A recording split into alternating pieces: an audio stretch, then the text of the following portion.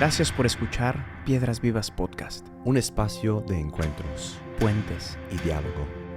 Un lugar donde el protagonista eres tú. Tus sueños, ilusiones, miedos y anhelos más profundos son también los nuestros. Porque la iglesia no son sus edificios, programas o estructuras. La iglesia está viva, la iglesia sigue caminando. La iglesia eres tú. Bienvenidos. Bienvenidos. Ci siamo. Ci siamo. Ci siamo. Ecco. ¿No extrañas hablar italiano? No. Ok.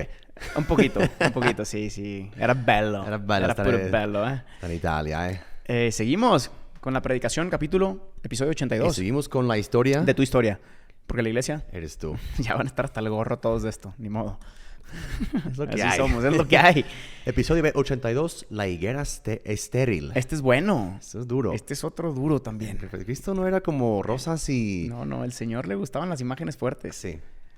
Y a ver, ¿qué? ¿Qué? Vamos ya a arrancar. Cristo dedicó la gran mayoría de su ministerio a la predicación, como dijimos en el último episodio, ¿no? Pues, a veces que olvidamos esto, ¿no? Nos gusta la encarnación y los milagros y tal. pero Cristo sí también. Predicó mucho. Exacto, ¿no?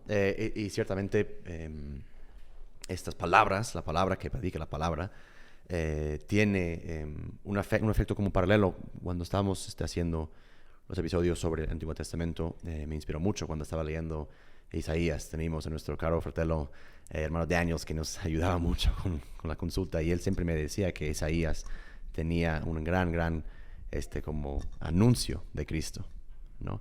Y Isaías, en el último capítulo, cuando está hablando de todo el anuncio salvífico de Cristo, o del Mesías, pues, no lo conocía Cristo, escribe, ¿no? Una vez, porque como desciende de los cielos la lluvia y la nieve, y no vuelven allá, sino que riegan la tierra, haciéndola producir y germinar, dando semilla al sembrador, no todo como esta imagen de la lluvia que cae sobre la tierra. Ojalá cuando vas leyendo, no solo escuchando como las bromas que decimos en el podcast, pero cuando vas leyendo la palabra que cala como lluvia en tu corazón, que Cristo mismo con sus palabras y Él mismo la palabra va produciendo frutos en tu vida, ¿no? Muchas veces pensamos que depende de toda la predicación y todo eso, pero en el silencio y ese contacto con la palabra, tanto en la Biblia, tanto con Cristo, esto es lo que va a producir, porque justo en este episodio vamos a hablar como de dos vertientes, la esterilidad y la fertilidad, ¿no? Es lo que Cristo vino a traer a nuestros corazones. Y ojalá no acabemos estériles, como Cristo a veces reprochó al pueblo de Israel por ser estériles. Ahí está. Vamos al pasaje bíblico. bíblico. Lucas 13, 6, 9. Otra vez que están agarrando sus Biblias. Lucas 13, 6 a 9. En aquella ocasión, algunos que habían llegado le contaron a Jesús cómo Pilato había dado muerte a unos galileos cuando ellos ofrecían sus sacrificios, los hermanos. Jesús les respondió: ¿piensan ustedes que esos galileos, por haber sufrido así, eran más pecadores que todos los demás? Les digo que no. De la misma manera, todos ustedes perecerán, a menos que se arrepientan. ¿O piensan que aquellos 18 que fueron aplastados por la torre de Siloé eran más culpables que todos los demás habitantes de Jerusalén? Les digo que no. De la misma manera, todos ustedes perecerán, a menos que se arrepientan. Entonces les contó esta parábola. Un hombre tenía una higuera plantado en su viñedo, pero cuando fue a buscar fruto en ella, no encontró nada. Así que le dijo al viñador: mira, ya hace 3 años que vengo a buscar fruto en esta higuera, y no he encontrado nada. Córtala. ¿Para qué ha de ocupar terreno? Señor, le contestó el viñador, déjala todavía por 1 año más, para que yo pueda cavar a su alrededor y echarle abono. Así que tal vez en adelante dé fruto, si no, córtela. Ahí tenemos al buen Jesús, siempre intercediendo ante el Padre. Ante el Padre. No la cortes todavía. Como Abraham con la gente de Gomorra. Y dice, Ahí está el Abraham también, ¿te acuerdas? Si hubiera solo uno. Just one, my brother. Y llegó. Pero ni había uno. No hubo. Sí hubo, iba a ser Jesús. Exacto. Ahí está. The only just man in this world. Otra vez esta temática constante del pecado, ¿no? Empezamos con este primer punto, de hecho, ¿no? Esta necesidad de saber quién peca más, ¿no? Estos galileos eran más pecadores que todos los demás, se preguntan los judíos, ¿no?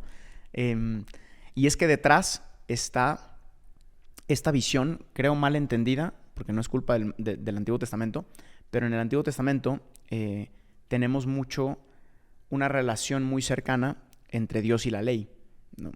Que esto no es malo. De hecho, lo explicamos ya en todos los primeros 50 episodios, ¿no? Que se entiende por la ley.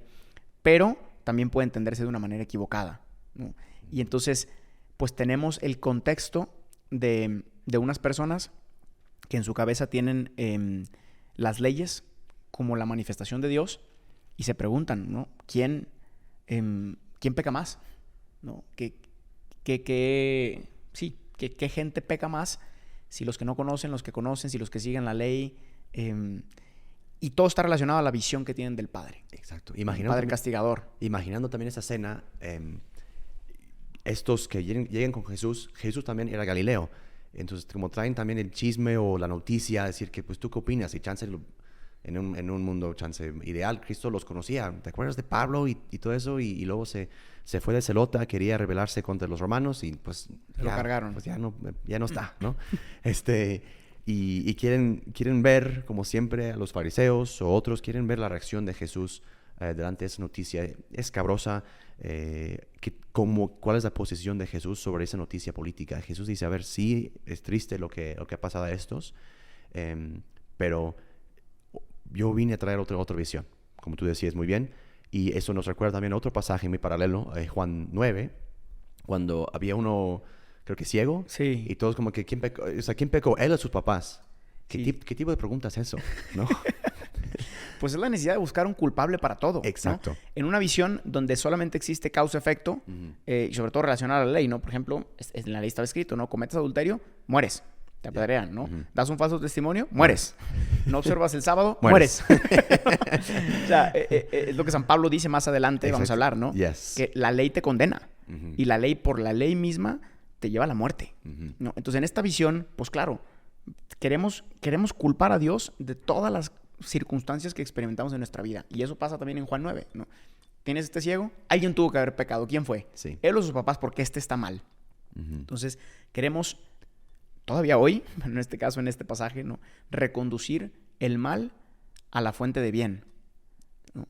Y este es un problema que tenemos siempre, ¿no? Reconducir el mal a la fuente de bien. Y como Nietzsche hay que ir más allá del bien y del mal, ¿no? No, y en concreto con este pasaje es un oprobio que cuando, pues obviamente mueren esos galileos por rebelarse contra el Imperio Romano y su sangre fue mezclada con el sacrificio de los animales de los romanos. Para un judío eso es, o sea, es no solo morir en vida, sino morir en muerte. O sea, morir en muerte. Es horrible, ¿no? Entonces habrán pecado muchísimo, o sea, habrán hecho algo gravísimo para merecer tal castigo. Y Jesús dice, a ver, mi Padre no está en el cielo llevando la cuenta de lo que haces o no haces a estos ya le toca un castigo muy duro. Con su libretita está Con Dios. su libretita va marcando. Y eso, y Cristo, para cambiar esa visión, introduce en ese segundo punto una imagen de la higuera plantado en el viñedo como un llamado al arrepentimiento, al cambio de corazón, de no estar tan duros de corazón, sino de recordar nuestra identidad de hijos del Padre. Sí, y simplemente aquí tocar, antes de entrar a la higuera plantada en el viñedo, esa doble problemática. Creo que esta parábola realmente nos sitúa en dos preguntas que son fundamentales para todos nosotros, ¿no? La primera es, ¿cómo puede Dios permitir el sufrimiento y las desgracias? La pregunta del millón. ¿Por qué Dios, say it again, for the people in the back. ¿Por qué Dios, que es bueno, permite cosas malas o permite que una higuera se marchite o no dé fruto? Primera pregunta. Y segunda, gran pregunta. Si la higuera se marchita, ¿de quién es la culpa? ¿De Dios o de la higuera misma? Son las dos preguntas del millón para nuestra fe. Y aquí Jesús aprovecha esta imagen para explicar las dos cosas. Sí, yes, my brother. Yes, my brother. Vamos al segundo punto justo para entrar en esas preguntas porque, hombre, no hay una solución ni respuesta fácil, pero Cristo con la imagen tan rica y con tantas perspectivas nos quiere ayudar con esto. Entonces Cristo lanza una parábola para transformar su visión de Dios Padre, ¿no? El corazón de su mensaje es un pecado vale más que otro, ¿no? Particularmente cuando Dios, mi Padre, pues les ha dado, sobre todo a los israelitas, todo para que des fruto, ¿no? Y fruto en abundancia, ¿no? Y puedes realmente echar la culpa a Dios por las cosas malas que pasan en este mundo. Y Cristo nos recuerda que no es tan sencillo como pensamos, no es tan unilateral o plano como a veces pensamos.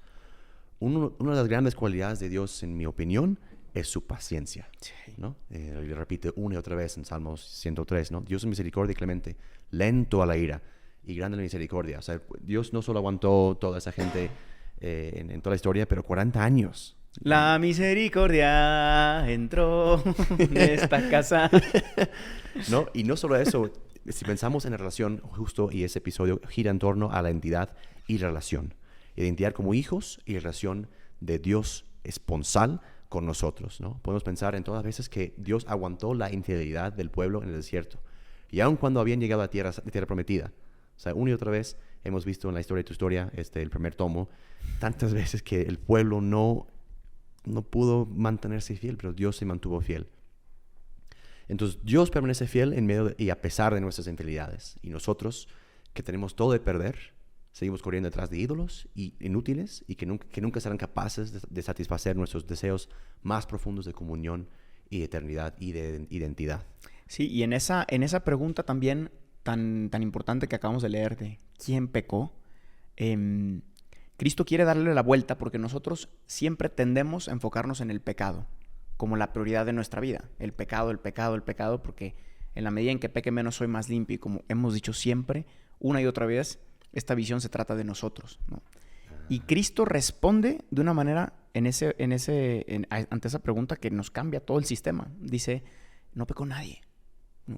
Estas cosas pasan para que las obras de Dios se manifiesten, ¿no? Cristo no le vino a quitar importancia al pecado, porque la tiene, ¿no? El pecado realmente lastima, el pecado realmente nos hace ser estériles. Eso es verdad y Cristo no vino a quitar eso. Pero sí vino a cambiar nuestra perspectiva. Yeah. Cristo no vino a decir y a condenar más el pecado. En algunas ocasiones lo hace, pero viene a enseñarnos el rostro del Padre, que es el protagonista de esta historia. Es el Padre y es Él mismo también el que va a interceder, ¿no? Que dice, no la cortes todavía, no la cortes todavía, no la cortes todavía. Yo creo que esa es la petición continua de Jesús al Padre. Sí. No la cortes todavía, no te cargues a no te cargues a dame chance. Sí.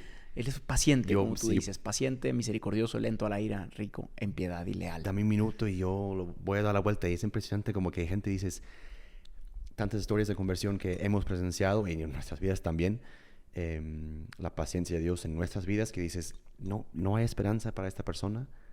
Y ¿a las cuántas travesuras va a dejar un papá de querer a su hijo? ¿A las cuántas? ¿A las 10? ¿A las 15? Sí. ¿A las 25 cuando lo corran de un colegio? Nunca. Sí. Un papá no puede dejar de querer a su hijo. Sí. Y tampoco puede dejar de anunciar que la travesura le hace daño. Claro. Pero lo importante es la paternidad y la filiación. Exacto. Y eso es lo que nos quiere recordar. Y a veces como es un proceso muy lento de aprendizaje de ser hijo, como hemos visto en toda la historia. De tu historia. Bueno. Frutos de conversión. Exacto, sí. Cristo, también el Señor espera conversión. Cristo... ¿Dónde está? Sí, no es como dije, no todo rosas. O sea, quiere decir que, guys, let's go. Entonces, Cristo quiere cerrar el pasaje, cambiando la visión de la gente que trae noticia de la muerte de estos galileos. Justo como tú decías, Él vino a buscar las ovejas perdidas de la casa de Israel, ¿no? Y usa la imagen de una higuera para comunicar su deseo de relación con el pueblo de Israel, en este caso, pero obviamente con todos nosotros. Hemos reflexionado en el episodio anterior, ¿no? Toda la imagen de un dueño que cuida a su viñedo y todo lo que implica que crezca.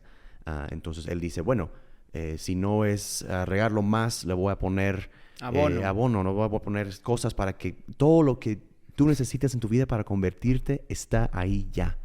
Todo lo que necesitas, Cristo está poniendo en tu vida, es un poquito levantar la mirada o ver a tus pies lo que hay, buscar en tus raíces y vas a ver que Cristo ha puesto mucho ahí en tu pasado, en tu vida actual, en el presente y lo que viene en el futuro. Todo está ahí para que tengas no solo una vida recta moral, sino una relación con Él. Eso. Entonces, pues goza si eres la oveja perdida, porque Cristo está preparando grandes cosas para tu vida de conversión, no solo para ti, sino el fruto para los demás. Porque el punto es, como dijimos al inicio, no solo es para que el árbol se ve bonito y que florece. Hay muchos árboles que florecen pero no tienen fruto. Ahí está. Pero justo gente va a un viñedo, gente va a la granja buscando pues puede ser un olivo muy feo, pero al menos da olivos para el aceite, ¿no? La conversión y arrepentimiento que Cristo está pidiendo en tu vida no solo es para ti, y muchas veces no es para ti, sino para mucha gente que también necesita estas higueras, este fruto en su vida, que tienen hambre y sed de Dios. Y fíjate que otra imagen que se me venía mucho, porque esta de la higuera, pero en general de las plantas, es muy bonita. Yo acabo de casar el sábado a una pareja muy bonita. Y cuando yo lo estaba preparando, a veces les hago algunas preguntas y voy guardando sus respuestas, ¿no? Y entonces la novia me estaba diciendo, yo les pregunté, ¿qué estás dispuesta a hacer para cultivar esta relación o para que más bien lleguen a la vejez juntos? Estábamos leyendo el libro de Tobías y iba a ser la primera lectura. Entonces mi pregunta es, ¿qué estás dispuesta a hacer? Y ella usó, sin que yo le dijera, la imagen de una planta. Y dijo, para que una planta dure en el tiempo, es importante regarla y cuidarla. Entonces dice, yo me comprometo a regar constantemente esta planta para que crezca. Y fue muy bonito porque se me vino decirle, está muy bien y es importante regarla. Y regarla, en cierta manera, son los frutos de conversión. Una planta no va a crecer si no la riegas. Y el riego depende de ti. Tú tienes que regar la planta. Le dije, pero hay una cosa que no va a depender nunca de ti. Es la luz. Tú puedes regar la planta todo lo que quieras, pero si la tienes encerrada en la oscuridad, esa planta no va a dar fruto. Sí. Y la vas a ahogar. Ya. Entonces, a ti te tocan dos cosas. Por un lado, exponer la planta a la luz y dejar que algo que no depende de ti dé fruto, que es la obra de Dios en tu vida. Y por otro lado, regarla, que son los frutos de conversión. Si tú dejas de regar, la planta se marchita. Pero si tú riegas todo el día, pero no la expones a la luz, la planta se marchita y se muere, ¿no? Entonces creo que esto combina muy bien esta doble realidad de un Dios que es Padre, que siempre está dando la luz, pero que espera tu respuesta, y es que tú riegues la planta. Totalmente. Ya vamos concluyendo entonces el episodio, ¿no? Cristo, como siempre, le da la vuelta a la tortilla cuando le traen como cuando le traen una pregunta, una consulta o una trampa, y Cristo dice, a ver, dejamos al lado la noticia por ahora, luego hacemos luto, lo que sea, pero ahora es un tiempo para hacer un examen de conciencia personal y de revisar mi historia personal, porque están esos galileos que se murieron, pero ¿qué pasa con tu vida? Está bien, o sea, somos muy buenos para analizar la vida de los demás, y luego nosotros, ¿qué? ¿No? Somos buenazos. Son buenazos. Entonces, y Cristo no viene a regañar al árbol, ¿no? No te viene a juzgar porque no es una relación de negocios. Es una relación de amor y amistad, donde las cosas duras a veces se tienen que decir, ¿no? ¿Por qué no estás produciendo? ¿Cómo te puedo ayudar? ¿Qué necesitas y qué pasa? Y contemplando todo lo que el Señor ha hecho por ti a lo largo de tu historia, pues te das cuenta cuánto amor te tiene y esa relación que quiere establecer contigo. Lead us in prayer, my brother. Vamos a concluir este episodio con oración. Señor, ayúdame con tu gracia a sentirme más amado para que yo pueda convertir mi corazón hacia ti un poco más cada día. Tú sabes que te amo, que te quiero amar más, y por lo tanto te pido que seas paciente conmigo. Dame un año más, dame un día más, pero que dame hoy para convertirme. Pero en este último año te pido que ahora sí te manifiestes en mi vida para que realmente crea en ti y que te ame más. Amen. Amen, my brothers. Muchas gracias, my brothers. Nos vemos en el siguiente episodio. See you next time. Gracias por escuchar este episodio. Piedras Vivas es una comunidad de personas que ha descubierto su identidad de hijos y que responde con libertad y frescura a la misión que Jesús confió a su iglesia. La iglesia no son sus edificios. La iglesia eres tú. Para más experiencias y contenido, síguenos en nuestras redes sociales y en la página oficial de Piedras Vivas.